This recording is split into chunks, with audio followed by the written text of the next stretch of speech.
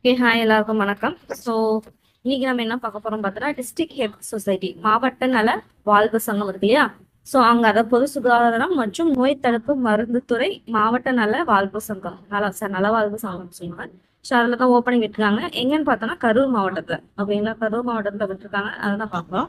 So video போகிறதுக்கு முன்னாடி இதுதான் ஃபர்ஸ்ட் டைம்னா மறக்காமல் சப்ஸ்கிரைப் பண்ணி லைக் பண்ணி உங்கள் ஃப்ரெண்ட்ஸ்க்கு முடிஞ்சு ஷேர் பண்ணுங்க. ஓகேங்களா, உங்களோட சப்போர்ட் கண்டிப்பாக தேவை. மறக்காமல் சப்ஸ்கிரைப் லைக். ஓகே, என்னன்னு பார்க்கலாம். என்னென்ன கேட்டகரி பார்த்தோம்னா consultant, yoga and natural therapy program, அதே attender slash multipurpose hospital worker, female therapeutic assistant. ஓகேங்களா, என்னென்ன போஸ்ட் பார்த்துக்கோங்க. ஸோ அவங்களுக்கான குவாலிஃபிகேஷன் என்ன அப்படின்னு சொல்லி கொடுத்துருக்காங்க, சேலரி என்னன்னு கொடுத்துருக்காங்க. ஓகேங்களா, ஸோ என்னடா அது யோகா நேச்சுரோபதினா எம்பிபிஎஸ் மட்டும் தான் போல இருக்கு அப்படின்னு பார்த்தீங்கன்னா அதெல்லாம் கிடையாது. ஸோ அதாவது பார்த்தீங்கன்னா பிஎன்ஒய்எஸ்ல பேச்சுலர் டிகிரி முடிச்சவங்களுக்கு மட்டும் தான் அது. மற்றபடி இந்த அட்டெண்டர் ஃபீமேல் தெரப்பட்டிக்கில் பார்த்தீங்கன்னா நர்சிங் தெரப்பி படிச்சிருப்பாங்க இல்லையா, அவங்களுக்கு வந்து டிப்ளமோ படிச்சிருந்தாலே அவங்களுக்கு இருக்கு. இதே அட்டெண்டருக்கு பார்த்தோம்னா மினிமம் எயித்து ஸ்டாண்டர்ட் வரைக்கும் இருக்கு. எழுது படிக்க தெரிஞ்சாலே போறாது. ஓகேங்களா, ஸோ ஒன்றும் பிரச்சனை இல்லை.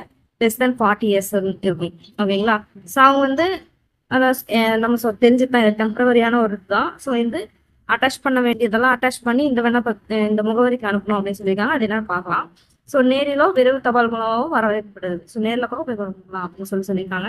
ஸோ மேலே இருக்க பதவியோட எண்ணிக்கை மாதங்கள் கொடுக்கப்பட்டது அப்படின்றாங்க. என்னென்னலாம் அட்டாச் பண்ணணும் அப்படின்னு பார்த்தோம்னா வயதுக்கான சான்று, அதே மாதிரி பார்த்தோம்னா கல்வி தகுதிக்கான சான்று, இருப்பிட சான்று, ஜாதி சான்று, வேலை வாய்ப்பக பதிவு சான்று ஆகியவற்றின் நகலினை இணைக்க வேண்டும் சொல்லியிருக்காங்க.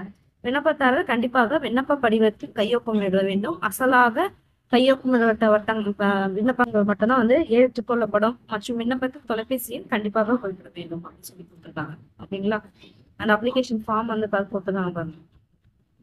அந்த அப்ளிகேஷன் ஃபார்ம் தான் வந்து ஓகேங்களா, இதுல இது பண்ணி அட்டாச் பண்ண சொன்னதெல்லாம் அட்டாச் பண்ணி என்ன பண்ணலாம், நேர்லயோ இல்லை வந்து தபால் மூலியமோ என்ன பண்ணலாம், அவ்வளோதான். ஓகேங்களா, ஸோ இன்ட்ரெஸ்ட் இருக்காங்க தாராளமாக அனுப்புங்க. ஸோ சப்போஸ் வந்து உங்க ஃப்ரெண்ட்ஸ் யாராவது இருப்பாங்க இல்லையா அந்த குவாலிஃபிகேஷன்ல, அவங்களுக்கு தெரிஞ்சுக்கிறாங்க, அவங்களுக்கு ஃபார்வர்ட் பண்ணி விடுங்க. ஓகேங்களா, ஸோ இதுக்கு தேவையான அஃபிஷியல் நோட்டிஃபிகேஷன் அந்த வெப்சைட் அந்த எல்லாமே வந்து கீழே லிங்க் வந்து கீழே டிஸ்கிரிப்ஷனில் கொடுக்குறேன், செக் பண்ணிக்கோங்க.